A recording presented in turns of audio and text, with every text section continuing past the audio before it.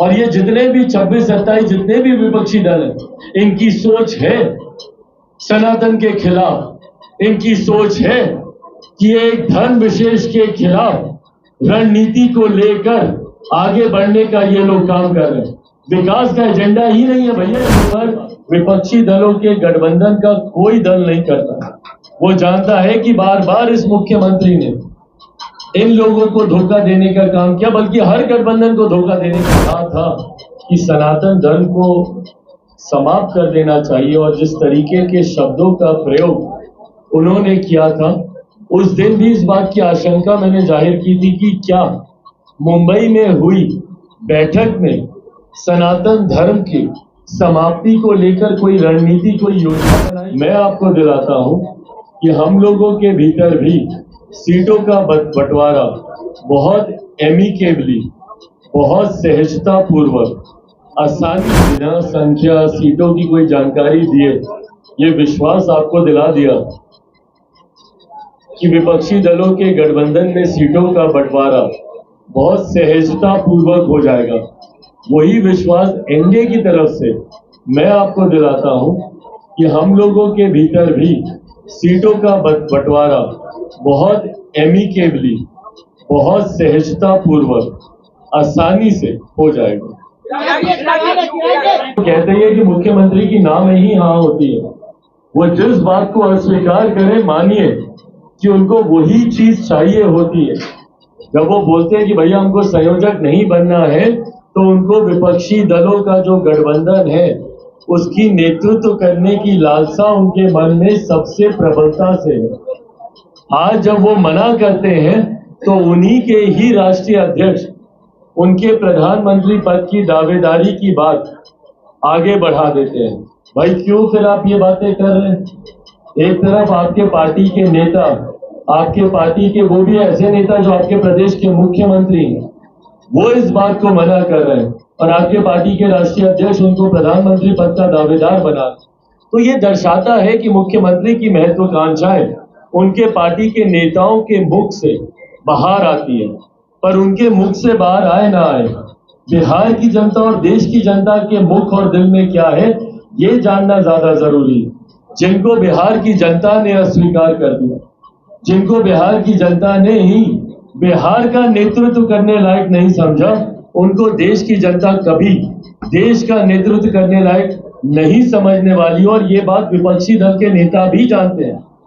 इसीलिए संयोजक जैसी तो बहुत बड़ी जिम्मेदारी देना तो बहुत दूर की बात है। मुख्यमंत्री जी को इस गठबंधन में कोई छोटी जिम्मेदारी तक नहीं कोई दे रहा है, क्योंकि विश्वास मुख्यमंत्री पर विपक्षी दलों के गठबंधन का कोई दल नहीं करता। वो जानता है कि बार बार इस मुख्यमंत्री ने इन लोगों को धोखा देने का काम किया, बल्कि हर गठबंधन को धोखा देने का काम किया। 15 में इन लोगों के लिए ही तो जनादेश था, उनको धोखा देकर 17 में इनसे अलग हो गए थे मुख्यमंत्री। ये बात विपक्षी दलों के गठबंधन के नेता भूले नहीं है। तो ऐसे में पुनः ही उनको कब धोखा दे देंगे, ये बात विपक्षी दलों का ये गठबंधन जानता है।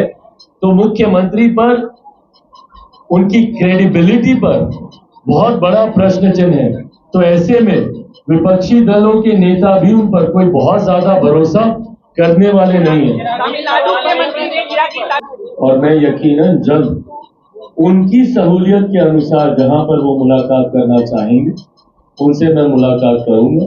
उनकी इस वेदना को राज्य सरकार तक भी पहुंचाने का काम लिखित तौर पर पार्टी के द्वारा किया गया है। उम्मीद यही है कि परिवार को कम से कम इस परिस्थिति में न्याय और हर संभव मदद उन तक पहुंचे। ये प्रयास हम लोगों का और इस सरकार का भी होना चाहिए, ये उम्मीद मैं करता हूँ। तमिलनाडु के मंत्री और इस बात की आशंका तो मैंने पहले ही जाहिर की थी। कुछ दिनों पूर्व जब स्टालिन जी के सुपुत्र का ये बयान आया था, उदयनिधि जी ने जब इस बात को कहा था कि सनातन धर्म को समाप्त कर देना चाहिए, और जिस तरीके के शब्दों का प्रयोग उन्होंने किया था, उस दिन भी इस बात की आशंका मैंने जाहिर की थी कि क्या मुंबई में हुई बैठक में सनातन धर्म की समाप्ति को लेकर कोई रणनीति, कोई योजना बनाई गई है। क्या वहां पर ऐसी कोई चर्चा हुई है जिसके तुरंत बाद ये बयान सामने आया है?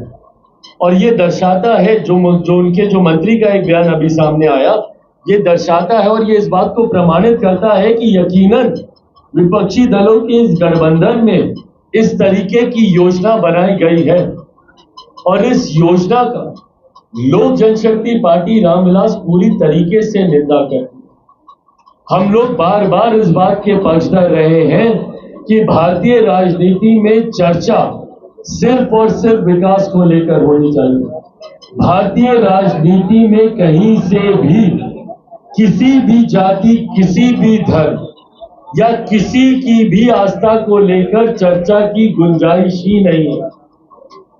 किसकी आस्था किस धर्म में है, कौन किस धर्म का पालन करता है, किस धर्म का पालन नहीं करता है, ये पूर्णतः उस व्यक्ति विशेष का अधिकार है। ऐसे में किसी दूसरे का अधिकार नहीं बनता कि वो किसी के भी धर्म के बारे में किसी भी तरीके की कोई भी टिप्पणी करे।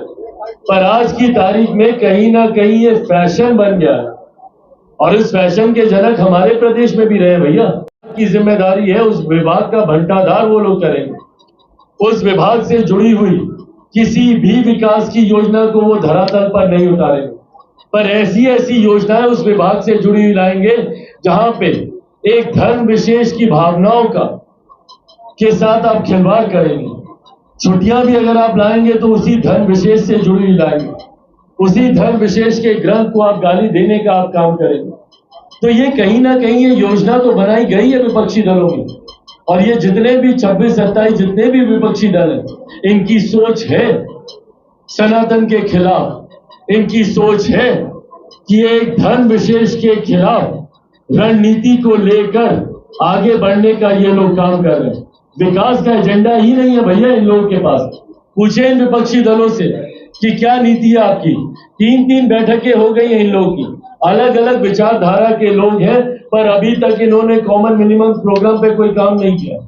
साझा न्यूनतम कार्यक्रम पे इनकी कोई चर्चा ही नहीं हुई है। और ये सारे अलग अलग विचारधारा के लोग एक साथ आए हैं, अपने अपने राज्यों में एक दूसरे के खून के प्यासे हैं ये लोग। जहां पे लेफ्ट और ममता बनर्जी जी की पार्टी एक साथ आती है, उसमें कांग्रेस एक साथ आती है, मायावती जी, खैर मायावती जी तो खैर अब इनसे दूरी को बना रही है, आपके समाजवादी पार्टी, ये तमाम ऐसे अलग अलग दल हैं जो एक साथ आने का प्रयास कर रहे हैं, जिनकी विचारधारा एक दूसरे के पूर्णतः खिलाफ रही है।